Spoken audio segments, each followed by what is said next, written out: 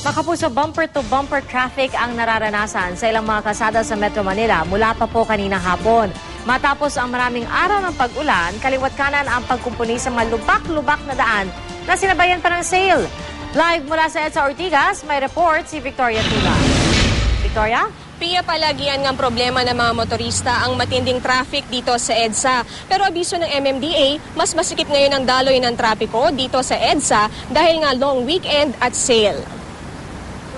Alas 6 pa lang ng hapon, ganito na ang itsura ng EDSA Ortigas. Tila isang malaking parking lot, sarami ng mga sasakyan na malapagong ang usad. Mapakotse, truck o motor, kanya-kanyang diskarte sa paghahanap ng espasyong masisingitan. Punuan naman ng mga bus kaya pahirapan ang pagsakay. Si Manolo na kalalabas lang sa trabaho, nagmamadali sa pag-uwi. Makati pa ako, makakarating ako Makati 7:30 na, mga mag-alas 8 na. Mas lalakad pa ako ng bahay. Talagang pagod na sa work. Pagod pa sa pag-uwi. Ang ilan kahit nakasakay na, hindi pa rin daw maituturing na swerte dahil sa tindi ng traffic. Pero nagiinit pa rin po ba ulo nyo kahit medyo sanay na? Mainit na ulo. Gabi na ako uwi. Ano oras?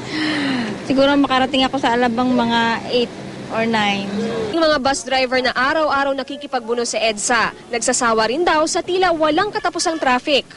Medyo humirap po kasi sobrang traffic talaga. Ayon sa MMDA, mas masikip ang daloy ng trapiko ngayon dahil long weekend. Usually pag mga gantong araw, tapos long weekend pa, talagang asahan na ng mga kababayan natin yung talagang babagal yung mga sasakyan. Tapos yun nga, nagkaroon ng mga, sumabay pa yung sale sa isang mall sa Ortigas. Nakadagdag din daw sa traffic kaninang umaga ang paggawa ng mga lubak sa kalsada na dulot ng pag-uulan noong nakaraang linggo. Pakiusap namin sa mga kababayan natin na motorista, konting lamig lang ho, asahan na lang, konting lamig lang po. Siyempre, hindi naman natin maiwasan na talagang mag-traffic, lalo pa ngayon, Biyernes.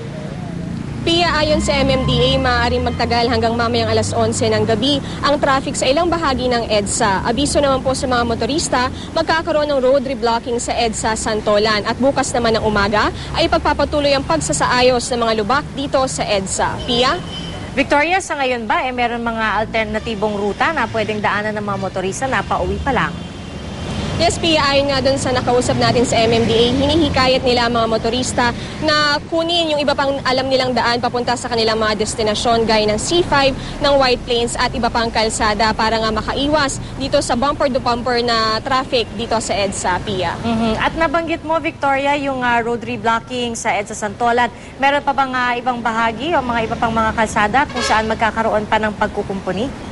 Good news naman, Pia, at yung EDSA Santolan lamang ang nabanggit sa atin ng MMDA na magkakaroon ng road reblocking. At yun nga lang ang dapat iwasan ng ating mga motorista. At bukod dyan ay magiging maayos naman daw ang lagay ng kalsada dito sa EDSA, maliban na lang dun sa ibang bahagi na gagawin yung mga lubak, Pia. At Victoria, panghuli, meron pa bang mga traffic enforcers na nakatalaga dyan sa kahabaan ng EDSA sa ngayon? Yes, Pia, ayon sa MMDA, 24 oras naman ang pagbabantay ng kanilang mga constables para matiyak din yung kaligtasan at yung maayos na pagdaloy ng ating traffic, Pia. Maraming salamat, Victoria Tula.